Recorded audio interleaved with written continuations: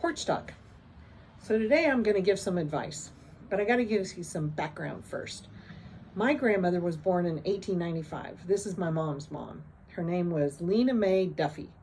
And Lena Mae Duffy was raised in a very Victorian manner because her mom grew up during the Victorian era. And Queen Victoria had a lot of rules and regulations. One, for instance, when I was 15, we were staying at my grandparents' and I got tonsillitis. And at home, you were allowed to stay in your pajamas all day long if you were sick. And at Grandmother King's house, that was not allowed. Once you were up, you got dressed. And my mom, when she was a little girl, she got to play in rompers in the morning, but then the afternoon there was a nap under a fan. And then after that, you got dressed up and you spent the rest of the day in, patent leather Mary Janes, cute socks, nice dress, and you sat on a couch or you did ladylike things for the rest of the day. One time my mom accidentally called somebody in a house a woman, and my grandfather reprimanded her saying, "That is not a woman, that is a lady." So you kind of get my drift.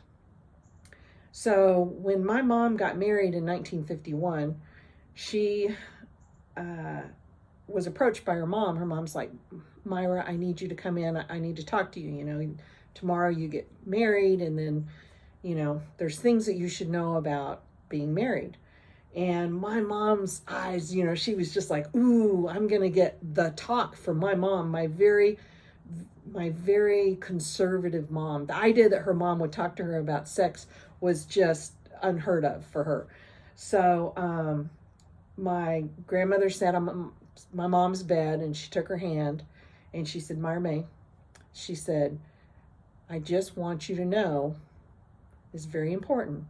She goes, "Never start ironing Ken's shirts. You will do it the rest of your life." And with that, she got up and left the room. My mom was like, wait. I don't understand. I don't understand. What are you saying? And my grandmother came back and she said, "When I married your father, we didn't have money and I ironed his shirts. Creases just where he liked it and everything. And I've been married to him for decades now. And he refuses to allow anyone else to iron his shirts. So what I'm telling you is, don't start something you're not willing to continue doing for the rest of your life." And my mom went, okay. She was really expecting something a little higher caliber of advice there.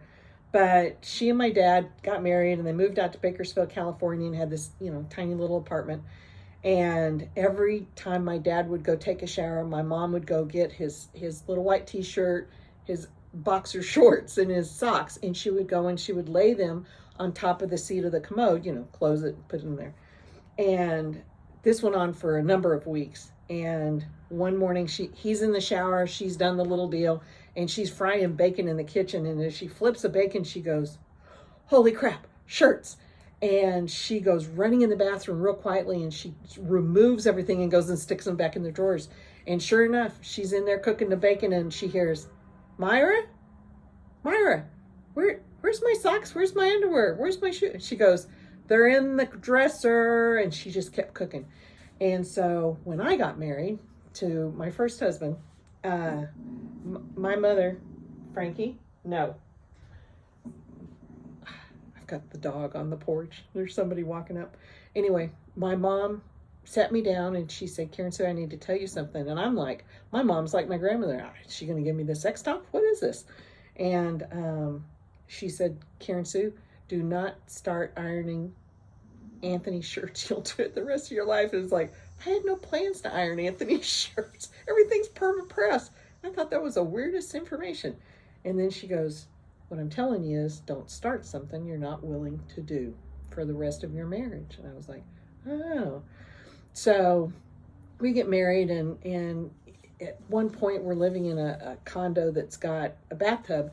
And on a regular basis, not every time, but on a regular basis, Anthony would yell down from upstairs, "Karen, can you come out and wash my back?"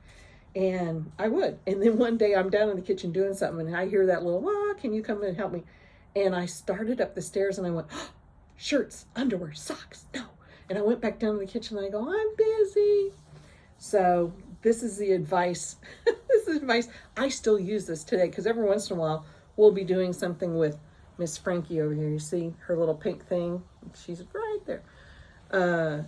We'll be doing something, and I'll go, it's cute now, Mike, but do you want to do that for the next 14 years? And he'll go, no. And I go, then we need to change what we're doing. So that's the advice I give you for today.